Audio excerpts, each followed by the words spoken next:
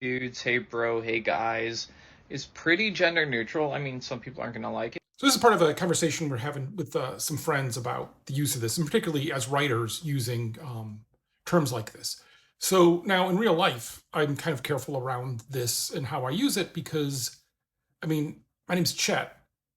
You know how sick I just get of never being called Chet? I'm Chad, Chuck, Charles, Chip, whatever, right? But as a writer, often the character you speak how everybody speaks, and people use guys as a gender neutral term. In fact, Zoe uses dudes as a gender neutral term because she would, right? She would go and do that among her friends, and you can do that. But also, there's value in saying, hey, who is this character? What would they actually say?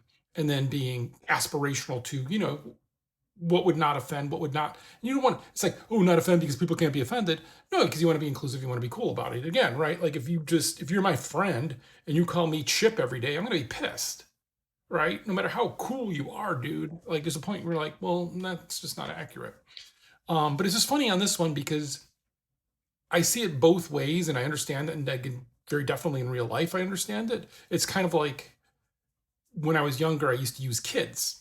It's a David Letterman thing, right? He would say like, "Hey, kids," and then one time I was walking into a party in my neighborhood, and there was a Serbian guy who had just moved in, who was a kickboxer, and he did not understand the context at all, and that did not end very well for me at all. No, did not just randomly call a group of people kids anymore after that. So you learn.